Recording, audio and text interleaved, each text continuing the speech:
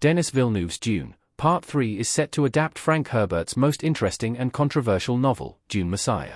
The story follows Emperor Paul Atreides several years after winning the throne on Arrakis and launching a holy war on the other great houses at the end of Dune, Part 2. The book was met with mixed reviews because of how different it is from the original, but that's also why it's such an exciting project to adapt.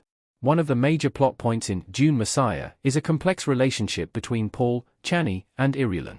While Paul is married to Irulan for stature, Chani is his true love. That complicates matters when it comes to securing an heir to his empire, especially as Paul has visions of Chani's demise and while Irulan works in secret to bring him down.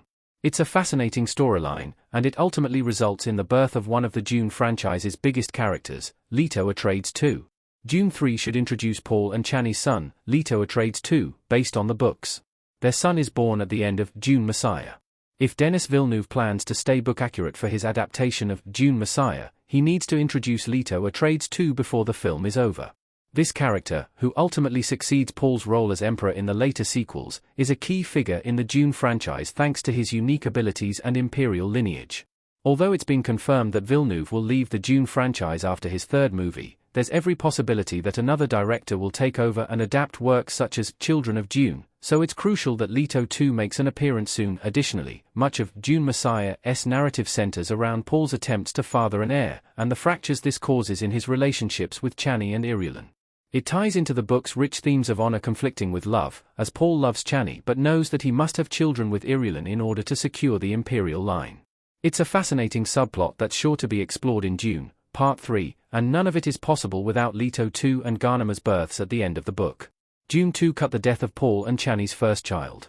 Leto the Elder's character was cut entirely. Interestingly, there have already been some major changes between Villeneuve's Dune movies and Frank Herbert's books. One of the most obvious omissions was the birth and death of Paul's first child in the first book. During his time with the Freeman, Paul fathered a son with Chani, whom they named Leto, after Paul's late father. However, this child was murdered by the Harkonnens during his infancy, a tragedy that Paul seemingly foresaw in his visions. Dune, Part 2's decision to cut Paul and Chani's first kid is an unfortunate but understandable one. In the book, it serves the clear purpose of strengthening Paul and Chani's relationship while giving readers another reason to root against the Harkonnens, if they even needed one. However, in Villeneuve's adaptation, writer John Spates explained that Leto's birth and death were removed because it would have been a peculiar distraction in the film. Removing Leto's death allowed the film to take a slightly different route with their relationship. Chani leaves Paul in Dune, Part 2's ending, and this may have seemed less plausible if they had created a child together.